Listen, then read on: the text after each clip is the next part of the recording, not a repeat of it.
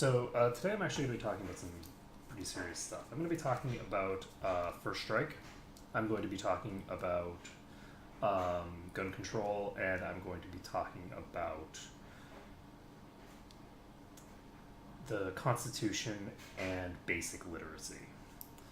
Um, I'm going to go ahead and read the Second Amendment. A well regulated militia being necessary to the security of a free state, the right of the people to keep and bear arms shall not be infringed. That is one sentence. That right there is one sentence. And that is one sentence that has had a very clear and well understood meaning when it was written in 1791. It had a clear and understood meaning in the United States versus Cruikshank, when the Supreme Court ruled that the right to bear arms is not granted by the Constitution, neither is it in any manner dependent upon that instrument for its existence. And it was also in 1939, when the Supreme Court ruled that the Second Amendment did not protect weapon types not having a, quote, reasonable relationship to the preservation or efficiency of a well-regulated militia. It wasn't until 2008 that the Supreme Court made a bad decision that is not backed up in any way, shape, or form by the actual law, that this idea of reframing the Second Amendment to somehow mean that I should have the right to own a pistol had anybody giving credence to it. All right. Let's be clear here. If a state wants to run its militia, it wants to bring people into a militia, it wants to regulate gun laws in such a way that they say, okay, this group of people is our state militia, which doesn't serve a function anymore. We don't have to pretend that state militias actually serve a function anymore. But the states have the right to have a militia. They have the right to arm their people with whatever they want to arm them with. That militia has the right. This is a state right. This is not a personal right. This is a right of a state to arm whoever they want and train them in the usage of whatever weapon they want. That is, I think, a reasonable interpretation. If a state wants to have its militia using tanks, that's a reasonable interpretation. That's a protected thing under the Constitution.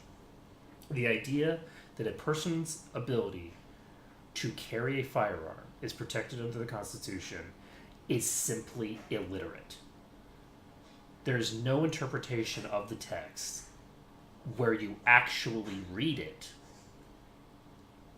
that gives anyone the idea that it protects the right of every single individual person having a gun. Okay? It's just not a reasonable interpretation, right? So, there's no legal structure in place that protects that. And I find it extremely disturbing that even though, like, linguistically speaking, there's absolutely no defense. And there's a reason that it was not until, the NRA had been pushing this interpretation for decades that the Supreme Court, and with an extremely, shall we say, in the pocket Supreme Court, finally made the decision that resulted in this insanity. But I'm actually going to read let's see here.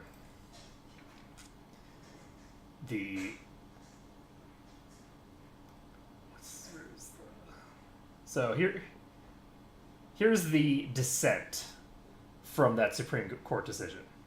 When each word in the text is given full effect, The amendment is most naturally read to secure to the people a right to use and possess arms in conjunction with service in a well-regulated militia.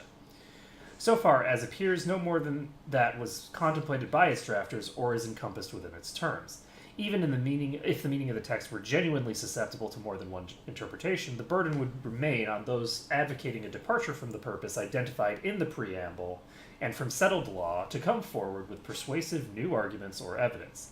The textual analysis offered by the respondent and embraced by the court falls far short of sustaining that heavy burden. And the court's emphatic reliance on the claim that the Second Amendment codified a pre-existing right, ante at 19, is of course beside the point because the right to bear and keep arms in service of a state militia is also a pre-existing right. It's not hard to read this text. This is only 1, 2, 3, 4, 5, 6.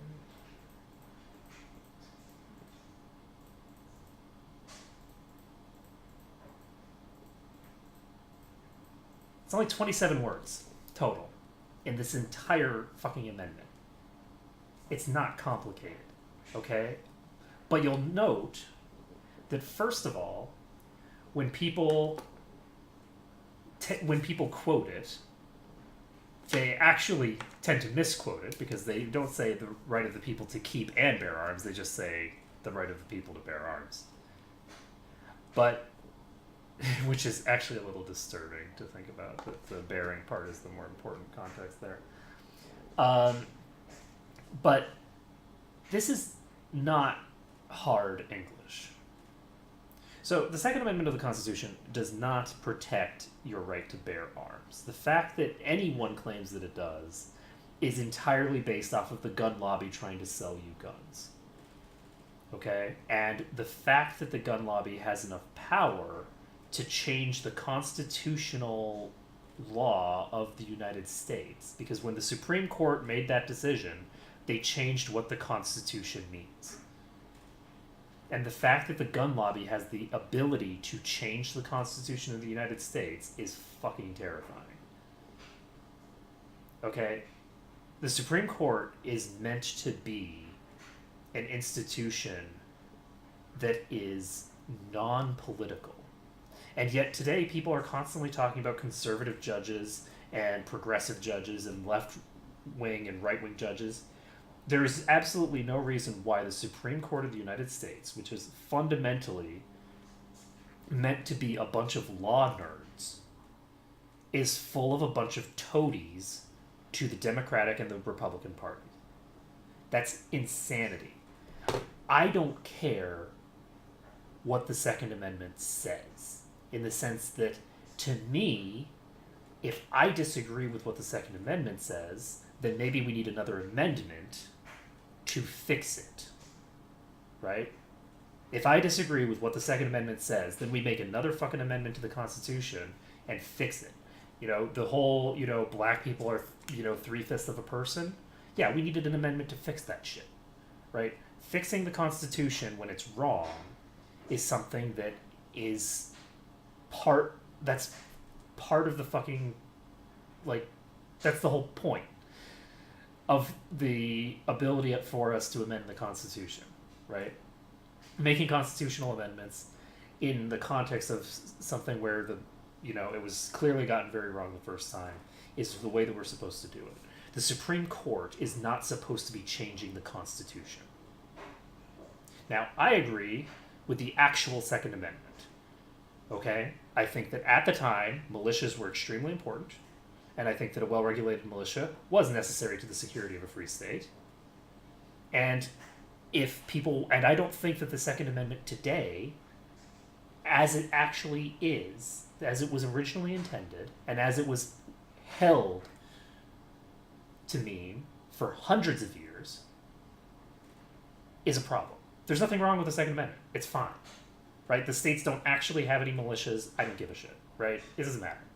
The states have the right to have a militia if they so please, and that's not causing a problem for anybody. So if it starts causing a problem where Texas is being militarily aggressive using its militia to harass Kansas or something, whatever, because Texas is huge, California is huge, they theoretically could use their militias to cause all sorts of problems. But regardless, that's not a thing that's happening. It's not something that we need to worry about. But the purpose of the Supreme Court is not to make liberal decisions. It's not to make conservative decisions. Their job is to be law nerds who say, well, actually, what you wrote here does not say what you think it means. So what this says is this, and this. This is the existing law, therefore, that's the law. That's the whole point. That's the whole point of the institution of the Supreme Court.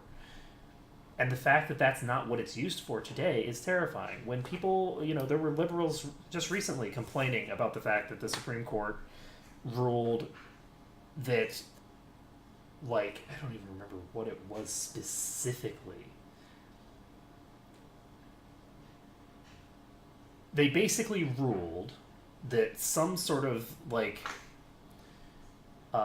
was some sort of immigration thing, where the Supreme Court ruled that something that was clearly the case was clearly the case legally. That the law was the law.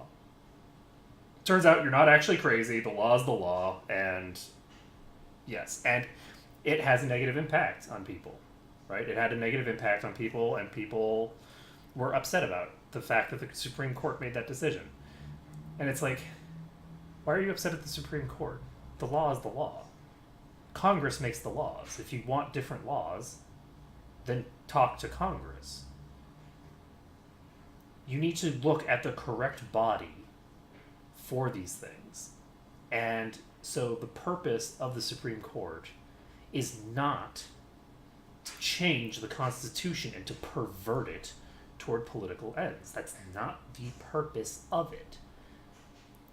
The idea that, money is speech, where the fuck does that come from? Right? That doesn't make any sense. There's a lot of things that the Supreme Court does that, people want them to act like political agents when they're not political agents. Their whole point of the Supreme Court is to not be political agents. So anyway, that all being said, so we need to fix the Supreme Court, because clearly the Supreme Court is being misused. And I think that this is a problem with the entirety of the Supreme Court.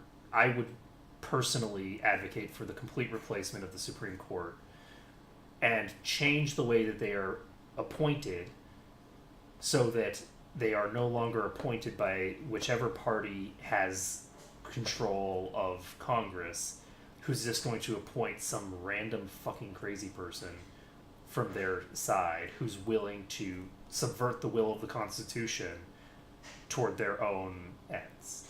Okay, I think that that's not the way that we are supposed to be doing it. And I don't care which side they're on. Right? I think that the, Republican Party right now is super crazy, but it doesn't matter. The purpose of that institution is to be above politics. You want the law nerdiest of the law nerdiest. You want the people who are going to say, well, I'm going to read what's there, and I'm going to make a decision based exclusively off of the law, the existing law. And if Congress wants the law to change, then they can fucking change it, because that's their job. But my job is not to change the law. My job is to dictate what it says, right? What's already there, right? So anyway, that's the fucking Supreme Court. God, this is going to be a longer video than I intended. So the Supreme Court does not have the purpose to change the law and change the Constitution of the United States. That's what they did when it comes to Second Amendment. Okay? It's what they do a lot of the time. And it's wrong, and that needs to be fixed. Because that's not the job of the fucking courts. The courts are there to uphold the law, not to change them. So, next on the list, first strike policy. and clear and present danger. So, a lot of people want to hold arms, they want to have guns, because they think that having a gun makes them safer from someone who has a gun. And that can occasionally bear fruit in the terms of, like, there are times where you'll be able to shoot someone who's trying to kill you with their gun before they kill you with their gun, right? Or, you know, they shoot you, they don't kill you, you shoot them, they're dead, they're not going to shoot you anymore, so you survive, right? There are times when that can happen, right? This isn't something that, you know, I'm not going to pretend that that doesn't happen. However, think back to the Cold War for just a moment, and how close we came to annihilating the world with nuclear weapons. And think about why it is that that happened. Why was the Cuba situation such a big deal? The situation with Cuba was such a big deal because if Cuba had nukes on it, Russia could nuke America before America could respond with their own nukes. And what the fuck does that have to do with guns? It has everything to do with guns. We almost blew up the entire world because people were afraid of getting shot without the ability to respond. Let's take as an example the assumption, let's say somebody's mugging you. Okay? So you have a criminal, he has a knife, he has a gun, it doesn't matter what he has. Ignore him for a moment. Focus on you. Let's say that you're unarmed. You're very angry, but you're unarmed. Mugger takes whatever he's going to take from you, right? Because he jumped you or whatever, right? He takes whatever he's going to take from you, and then he's going to leave. Now let's assume that you have a knife. Mugger's going to take what he wants from you, and then he's going to leave. What are you going to do? Throw the knife at him? Right? You cannot meet... You can charge at him if you want, but he can hear that. He can respond to that, and he will probably win that engagement. And if he doesn't... I mean, and winning in this case just means escaping you, right? All he has to do is run away from you faster than you can chase him. Now let's assume you have a gun. Mugger mugs you. He takes your stuff. He leaves. He tries to leave, and you shoot him in the back. Because of course you're going to fucking shoot him in the back. He just robbed you. At knife point. Okay? And if you're going to claim that that's not what you're going to do, of course that's what you're going to fucking do. That's the whole reason you're carrying a gun. So you got a gun, so you shoot the guy. What does that do to the way that the next mugger treats the next person? The next mugger, let's say, is robbing you again. Let's say that you're just a really unlucky person. And the next mugger knows that the last time his, friend, acquaintance, random other person within the community that he is aware of, the last time he let some guys live when he was mugging them, that asshole shot him and killed him. So what's he going to do? He's not going to mug you.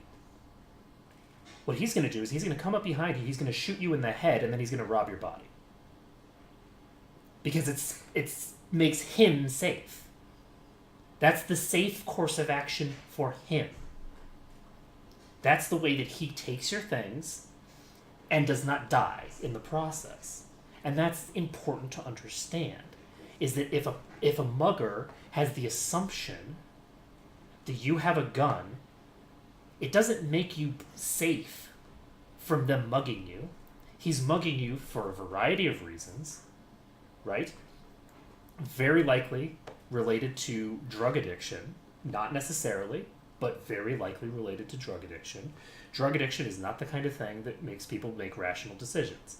However, within the context of robbing you, how afraid that person is of you influences the way they behave toward you.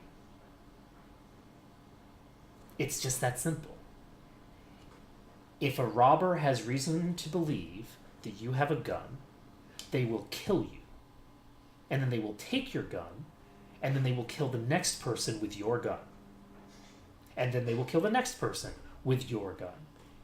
Or they'll sell your gun, and somebody else will use your gun to kill a bunch of people. It does not protect you. Because a gun is fundamentally a first strike weapon. You cannot see who's behind you, and it is not exactly common for muggers to come up on you from the front. Okay? That's just not the way that muggers behave. So, unless you're going to shoot every random person who comes within 5 feet of you, or comes within 50 feet of you. I mean, guns are ranged weapons, people. Unless you're going to shoot every random person that comes near you, you cannot protect yourself from someone fucking ganking you with a gun. You cannot protect against that. And because of the fact that you have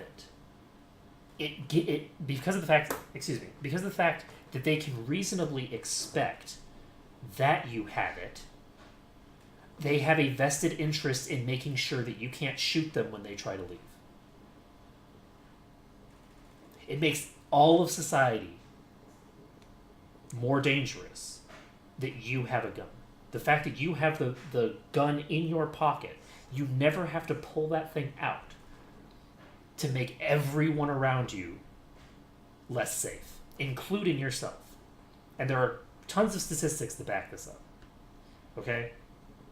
You know, even ignoring the fact that a gun in a home is much more likely to be used to kill someone in that home than it is to kill an intruder. We can ignore that kind of stuff. This has to do entirely with just systemic game theory of the strategies that people will utilize. And the strategies that people utilize, because the criminals be criminals. And it's not even necessarily about making sure that the criminals don't have guns. And that's the crazy thing, is that it's about making sure that the criminal has no vested interest in killing you. You being more dangerous to the criminal makes you more dangerous to yourself. And I know that that's counterintuitive, but that's just the case. If you have a gun, the fact that you could have a gun makes you more likely to just get shot in the head. Now, if you illegally own a gun, then that's not the case, right? Like, if the vast majority of people in your community do not own a gun, and you own a gun, that makes you more safe. It just does. If it makes you more safe because you have a gun, there are edge cases where you can protect yourself from someone who either has a gun or does not have a gun, right? If somebody tries to mug you at knife point, it is entirely possible that you will be able to use your gun to protect yourself from them, right? Without even firing it, right? Just the display of power is enough to scare them off, potentially. Of course, if you fail and they kill you and take your gun, then they now have a gun instead of just a knife, but that's beside the point. But even if the other person has a gun, it's entirely possible to protect yourself from them individually, in an individual, isolated case, from that person. That's entirely possible. The problem is that the rest of the time, like the fact that everybody has access to them just makes you less safe. So as an example, if you are someone who, if they had actual restrictions on gun ownership, if you are a person who would be able to have a gun because you haven't committed any crimes, you have no history of mental instability, you don't have any of these problems that are associated, you aren't associated with any extremist groups, like all these things. Every single person that doesn't have a gun, while you retain your own, increases your safety. Because first of all, it's less guns on the street. Because as I said, anytime a person kills a person with a gun, they take that gun and then they distribute it to someone else who's going to kill people. Okay, that's just the way that that's the transfer of guns. Most gun crimes are not committed by a person who owns the gun. And for whatever reason, like, people have a tendency to act as if these guns are just like appearing out of the ether. They're not appearing out of the ether. It's some guy who legally owned the gun, got killed or robbed by someone who is then going to use that gun in a crime. If the person in the first place didn't have the gun to be robbed or to be stolen from them, then the gun wouldn't be there. The person wouldn't have been able to steal that gun, so they wouldn't have that gun to use in that crime. Okay, the gun has to exist in the economy in the first place. Guns aren't brought over via, whatchamacallit? I mean, it depends on where you live. If you live in Florida, then guns are 100% being imported with regularity by cartels. But those are a totally separate issue from other, situations. And that's not where the majority of the country is sitting, basically. But even in a place like Florida, it's much easier to obtain a gun from just buying one in fucking Walmart than it is to get in with the fucking Mexican drug cartels. Okay? Like, it's not like the degree of difference between these two things is so huge, right? And it's so much easier and so much more of, effective to just go especially if you live in a place that has a lot of gun owners, to have your friend who has a gun go rob someone, take their gun, and give it to you than it is to get in contact with Mexican drug cartels. Okay, so the idea that, like, the cartels are where all these guns are coming from in a country full of guns is insane. That's not where they're coming from. The vast majority of these guns are registered to gun owners who had them stolen, because it turns out that guns are preemptive strike weapons, and if somebody comes up behind you with a gun and puts it at your back, there's no way that you're going to use your gun against them unless they let you keep it. They have won. The aggressor, in a gunfight, the aggressor wins. And this is the problem, of course, also with, like, if people would actually listen to law enforcement, it would be nice. But when it comes to shooting situations, okay, where you have, because, there's this whole, good guy with a gun protecting against bad guy with a gun, right? When the cops arrive, if you're holding a gun in your hand when the cops arrive, they're gonna fucking shoot you. Because you're the shooter. It doesn't matter if you're the shooter that they came to get. You're still a shooter. You have a gun in your hand.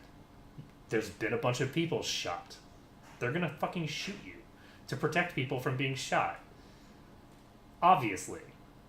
So you don't want to be holding the gun when the cops arrive. But let's take as an example an obvious case. Okay? Mass shooter does not give a shit who they kill.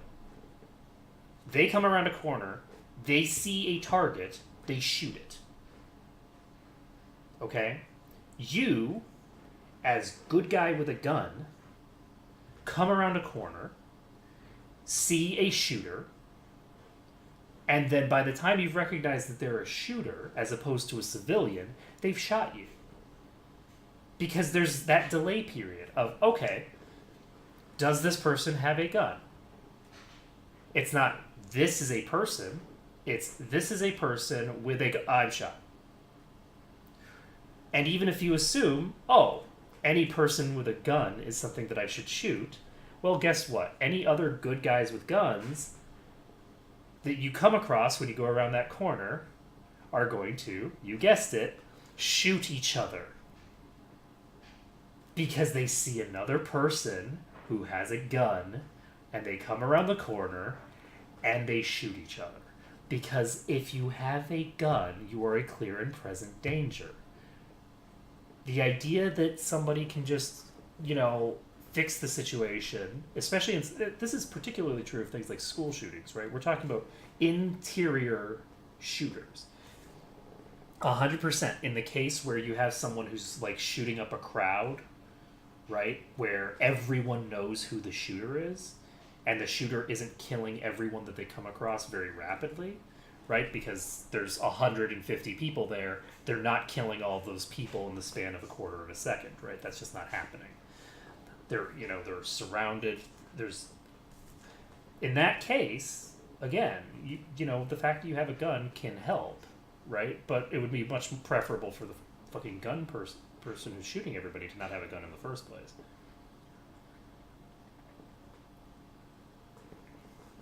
So anyway,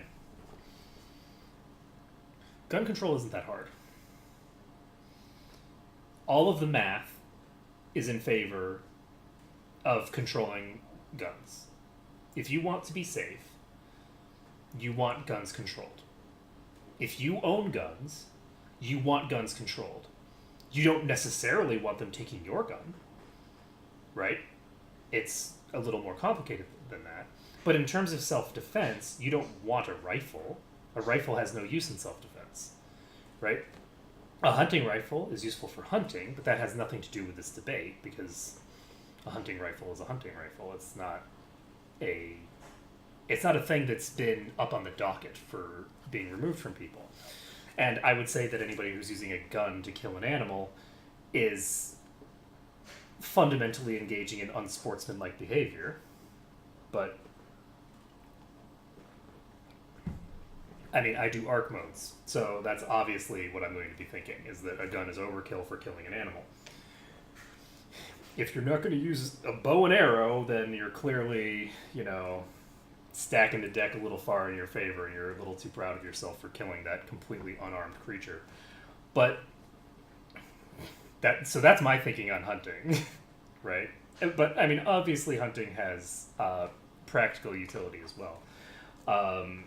But I also think that if people want to protect their right to hunt, then they should look into getting legislation put in place specifically for that effect, as opposed to trying to hide under the Second Amendment, because the Second Amendment doesn't protect that, and it has no reason to.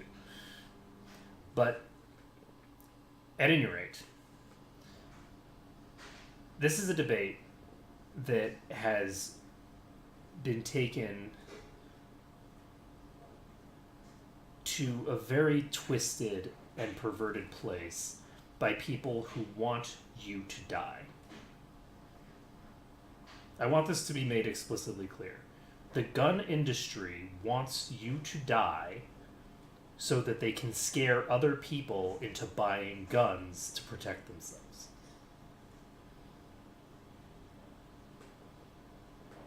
It's that simple.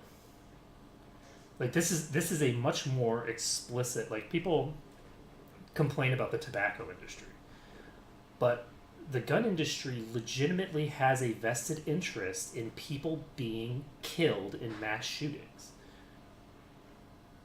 They have a vested interest in that happening, because every time there's a mass shooting, gun sales go up. The gun industry has a vested interest in your death. You, the person watching this video, if you get shot with a gun sales will go up. Because they have sold people on this idea that the way to protect against guns is to have guns. Even though mathematically and statistically, that is simply just not true. It's not true according to game theory. It's not true according to actual statistical evidence or anything else. The more people that have access to guns, the more dangerous it is for everyone, including, but not limited to, the people who own the guns. So as a gun owner, it is preferable for you to be the only person who's allowed to own a gun. And for everyone who has a less than spotless record to not be allowed to own guns. So as a law-abiding citizen, as, most, gun people suggest that they are, as a law-abiding citizen, you want for people who are not to not have guns. Because the fewer people who have guns and the tighter the restrictions there are on guns, the safer you as an individual are. It's just that simple. And in terms of self-defense, the only option is a handgun, because a handgun can be legitimately used to defend yourself, but something like a rifle can't. I mean, it's just, you can't use a rifle to defend yourself. It's gigantic. You can't hide it, right? If you're walking around with a rifle, then the shooter is going to kill you before you know that there's a shooter. There isn't a shooter until after they have shot you. Right? And so anyway, that's just basic, tactics. But anyway, those are my thoughts on gun control. This is, I know, a long video. I'm doing this as a very long form thing, but this is an issue that has been taken well beyond what is appropriate. And as a society, we have allowed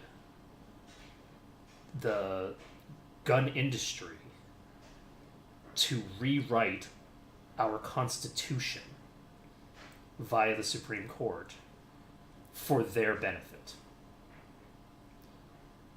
And that is not right. And again, for my purposes, I am not a legislator, and I have not done all the math. I have not looked at all of the statistics. I don't have a solution to this gun problem. Okay, there are plenty of places that you can look to in the world that have figured out how to handle it. I think Australia is probably the best place to look at. There are obviously differences between America and Australia, but like culturally and things like that, but we share a huge amount in common with Australia culturally. There's a very large overlap in culture. And so I figured that things that worked in Australia would probably work in America, if not for how perverted the public dialogue has become as a direct result of intervention by special interests. Like, anyway, the basic gist is when someone has a vested interest in you being dead because it will help them for you to die,